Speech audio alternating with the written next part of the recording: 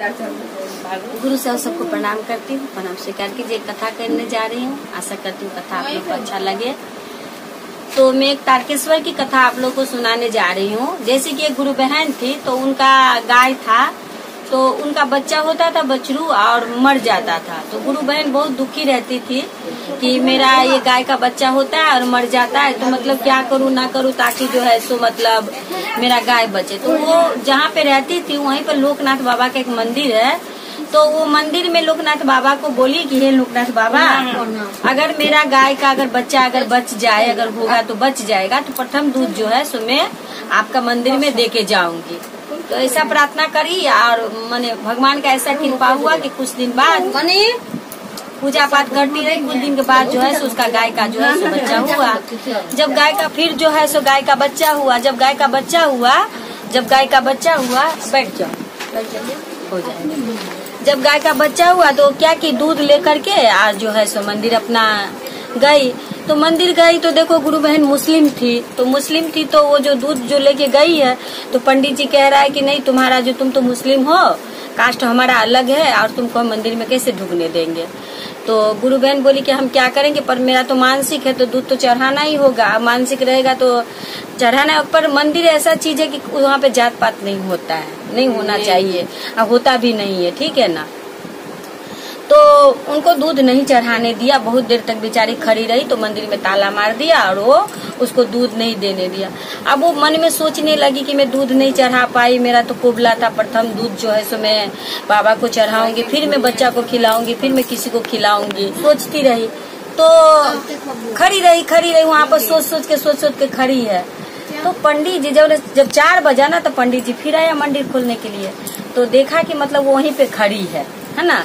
इससे पहले क्या हुआ कि गुरु वहाँ जो है पंडित बन के हमारे जो लोकनाथ बाबा है वहाँ पे आए और आकर के जो है सो बोला कि तुम यहाँ पर क्यों खड़ी हो। तो बोली कि मेरे को ये दूध चढ़ाना है, मेरा मानसिक था कि मेरा गाय का प्रथम बच्चा होगा, अगर वो बच्चा बच जाए तो मैं दूध जो है सो आपको मंदिर में दूंगी।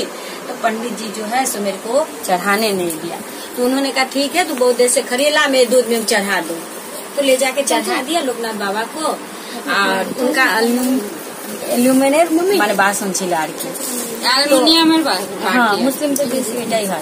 तो वही बाटी था, वो दूध माने चढ़ा करके उनको और क्या किया, जो सोना का बाटी था भगवान का वो उनके हाथ में दे दिए। सोना का बाटी उनके हाथ में दे दिए, एल्यूमिनियम का बाटी जो है मंदिर में रख दिया, ठीक है ना। जब वो खड़ी रही कि भाई मेरा तो बाटी था भाई एल्यूमिनियम का, तो मेरा बाटी नहीं दे करके सोना का बाटी मेरे को दिया, मैं क्यों लूं भाई। फिर वो खड़ी है, वो तो भगवान आकर के दे के गए, उसको पता नहीं कि भगवान आके दे के गया है। वो खड़ी है कि कब पंडित जी आएंगे मेरा बाटी लेके और ये बाटी अपना ले जाएगा। फिर पंडित जी ओरिजिनल जो पंडित थे ना वो आए। जब ओरिजिनल पंडित आए तो देखे कि वो वहीं पे खड़ी है। बोले तुम यहाँ पे अभी तक खड़ी हो। तो बोले कि क्यों नहीं खड़ी रहूंगी, आप मेरा बाटी लेकर के जो भगवान को दूध चढ़ाए और मेरे को सोना का बाटी दे दिए, मेरा बाटी देंगे तब ना मैं जो है सो अपना घर जाऊंगी। तब पंडित जी को लगा कि भाई ये मैं तो कभी आया ही नहीं, मैं तो गया हूँ तो अभी प्रथम बार आया हूँ। तो जाके जो है वो मंदिर में जाके मंदिर खोला तो देखा कि वहाँ पे भगवान के पास लोकनाथ बाबा के पास जो है सो एल्युमिनियम का बाटी रखा हुआ है। उनका सोना का बाटी जो है गुरु बहन के हाथ में, जो बहन जो मानसिक करी थी उसका हाथ में है। तो पंडित जी समझ गया कि हम ही लोग जाति पाति बनाते हैं, हम ही लोग ऊंच नीच सोचते हैं। भगवान के पास कोई ऊंचा नहीं, कोई बड़ा नहीं, कोई छोटा नहीं, भगवान भाव के भूखे होते हैं। भगवान के लिए सब एक समान होता है। भगवान को अगर कुछ देना है तो 2 मिनट के लिए भाव देंगे, उसी में भगवान खुश है। फिर जो है उससे प्रार्थना करी कि मेरे से भूल हो गया और बोला कि ठीक है। उस दिन से जाति पाति कुछ नहीं है, मंदिर में कोई भी आ जा सकता है, कोई भी पूजा पाठ कर सकता है। जैसे मस्जिद में भी देखिए हम लोग के लिए कोई रुकावट नहीं है कि आप न जाओ, या चाहे उन लोग के लिए हमारे वहाँ रुकावट नहीं है, पर अपना भाव है, सबका पूजा पाठ करने का तरीका है। तो इस तरह से दूध जो है लोकनाथ बाबा इनका स्वीकार किया, जो कि तारकेश्वर की घटना है, सही घटना है, मतलब कहा जाए तो अनुभूति है। तो इसी के साथ मैं अपना वाणी को रखती हूँ। गुरु साहब में प्रणाम करती हूँ। বেশি বলবো না, বেশিক্ষণ বলবো না, আর একটা চর্চায় যেতে হবে। আমার ঘরের কথা বলছি, এখন আগামীকাল খুব আমার ঘরে অশান্তি হয়েছিল। তা আমার এতটাই রাগ হয়ে গেছে, গুরুর ওপরও রাগ করেছি, সবার ওপর রাগ করেছি, সংসারতে এত রাগ হয়ে গেছে। পরশু দিনকার রাত্রে আমি চলে গেছিলাম, হাঁটতে হাঁটতে হাঁটতে হাঁটতে শিয়ালদায় চলে গেছি। শিয়ালদায় যখন যাচ্ছি দেখছি 11:30 12টার দিকে, মানে 11:30 বাজবে না, 12টা বাজেনি। তা একজনের আমাদের ওখানে থাকে, তার সাথে দেখা হয়েছে। মানে ও আমাকে দেখেছে, আমি ওকে দেখতে পাইনি। আমি আমার মানে দুঃখে আমি চলেই যাচ্ছি, ও আমাকে ঠিক দেখতে পেয়েছে। তা আমাকে জিজ্ঞাসা করছে, ও ওই যে দাঁড়াও। আমি কি হয়েছে? তা বলছে তুমি কোথায় আছো এত রাত্রে? আমি বলছি আমি বাড়ি যাব, তাই চলে যাচ্ছি। এত রাত্রে তুমি কোথায় যাচ্ছ? শিয়ালদায় গেলে তুমি ট্রেন পাবে না, গাড়ি পাবে না, এত রাত্রে কোথায় যাচ্ছ? দাঁড়াও দাঁড়াও দাঁড়াও। আমি তো দাঁড়াইনি, আমি চলে যাচ্ছি। উনি আমার পেছনে পেছনে সেই অটোটা নিয়ে আবার ব্রেক করেছে, করতে আমাকে বলে ঠিক আছে তুমি শিয়ালদায় যাবে না? হ্যাঁ। তা বলে তাহলে তুমি হচ্ছে গিয়ে আমার গাড়িতে বসো, আমি তোমাকে ছেড়ে দিয়ে আসবো। তা বলে আমি আবার কই কাঁদতে কাঁদতে আবার ওই গাড়িতে উঠেছি। উঠতে আবার উনি আমাকেই দেখি অনেক কথা বুঝোচ্ছে, যে তুমি এত রাত্রে যাবে ওখানকার স্টেশনে, তোমার প্রমাণ চাই, তোমার এটা চাই সেটা চাই, না চাইলে হচ্ছে গিয়ে তোমাকে শিয়ালদাতে তোমার মানে অনেক কিছু হতেই পারে। তা বৌদি তুমি বাড়ি চলো। আমি বলছি না, আমি বাড়ি যাবো না, আমি আর 40 বছর সংসার করছি, আমি আর অশান্তি নিতে পারছি না, আমি আর বাড়ি যাবো না, আমি যাবো, তোমাকে ছেড়ে দিয়ে আসবে চলো। বলে উনি অনেক কিছু অনেকক্ষণ তো বুঝোচ্ছে। আর একটা মহিলা আছে, উনি বলছে বোন চলো বাড়ি চলো, শোনো কথা, বাড়ি চলো, এত রাত্রে যেও না, তোমার খুব ভবিষ্যৎ, কারণ তোমাকে চিনি তো, ওই জন্য তোমাকে আটকালাম। তা আবার ওই কাঁদতে কাঁদতে কাঁদতে কাঁদতে আমি বসে আছি, ওরা আবার গাড়িটা ব্রেক করে তখন 12:30 বাজে আমাকে ঘরে এনে ছেড়ে দিয়ে বলছে ঠিক আছে তুমি বাইরে কাউকে জানাতে হবে না, তুমি হচ্ছে গিয়ে আস্তে আস্তে করে গিয়ে দরজা খুলে তুমি শুয়ে পড়ো। তাই এসে আমি রাত্রেবেলা ঘরে দরজা খুলে গুরুবন শুয়ে পড়লাম। সকালবেলা রাগ শান্ত হয়ে গেল। এই হচ্ছে আমার গুরুর চর্চা। যা গুরু আমাকে আনলো, গুরুর নাম করে গুরুর সঙ্গে রেগে গেছি, গুরুই আমার ফিরিয়ে এনেছে। খুব রেগে গেছিলাম, খুব খারাপ একটা কিছু হতে পারতো। সেই মানে আমি তো সব জায়গায় যাই না জানি, কিন্তু এতটাই রেগে গেছি সামলাতে পারিনি, ওই রাগেই চলে গেছি। নিয়ে যায়নি, এই ভাগ্য ভালো। আমি ওই ছেলের কাছে যাচ্ছি আর ওই বলছি গুরু আমার যেখানে দুটো চোখ যাবো আমি সেইখানেই চলে যাবো, এবার তোমার ইচ্ছা, তুমি আমাকে কোথায় নিয়ে যাবে। তা গুরু আমাকে আর কোথাও নিয়ে যায়নি, সেই ঘরেই এনেই আমাকে ছেড়েছে। এই হচ্ছে গুরুর চর্চা। হরিন্দর ভাইয়া নিলাম জিনিস থেকে 3টে সূত্র পেয়েছি। হে শিব তুমি আমার গুরু, আমি তোমার শিষ্য, তুমি আমার উপরে দয়া করো। এত দয়া করো এত দয়া করো, লোককে বলতে পারি আমি শিবকে গুরু বানিয়েছি, আমার ভালো হয়েছে, তুমিও শিবকে গুরু বানাও, তোমার ভালো হবে। তুমি দয়া চাইবে তারপর আমি আমার গুরুর চরণে প্রণাম নিবেদন করবো, প্রণাম স্বীকার করো মা পার্বতীর চরণে।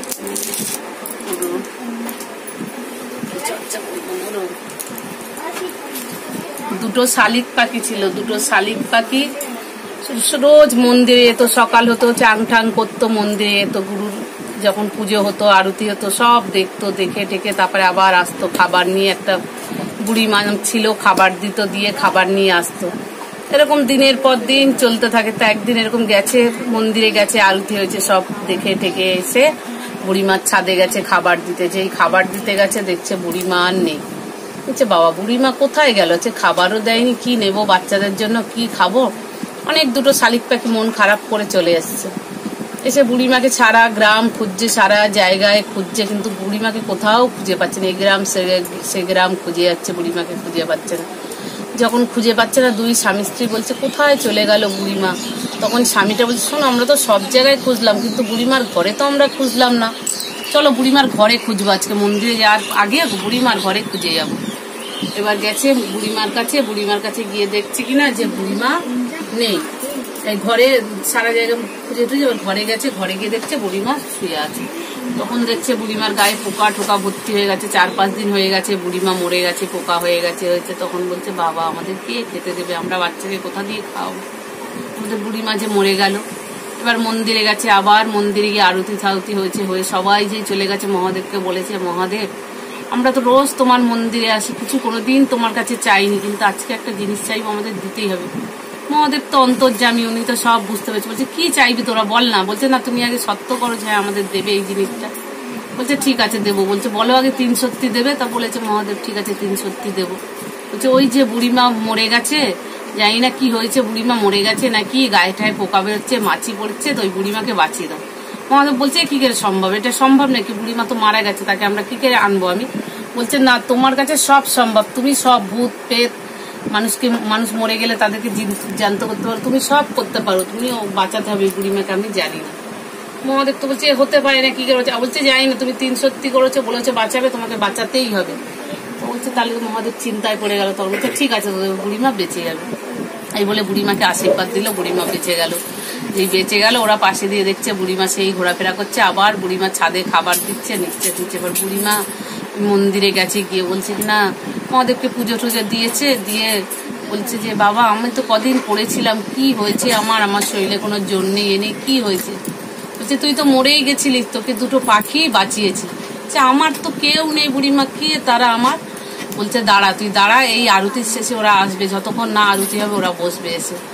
আবার আরতি হলো, তখন ওদের সাথে পরিচয় করালো। তখন ওই বুড়িমা বলল আমার তো এই কুলে কেউ নেই, তোরা আজকের থেকে আমার ঘরে এসে বাসা পাতবি আর আমার ঘরে এসে থাকবি, তোদের বাচ্চা কাচ্চাকে নিয়ে আমার ঘরে এসে থাক। তো ওই পাখিরা সব এসে ওই ঘরে থাকে। সেই বুড়িমা মারা যায়। আবার বুড়িমা একটা শক্তিও পেয়েছিল, বুড়িমা মারা যায়। মারা যাওয়ার পরে ওই বুড়িমার ওখানে যে যায় তার মনস্কামনা পূর্ণ হয়। এটা সত্যি রাজস্থানে আছে।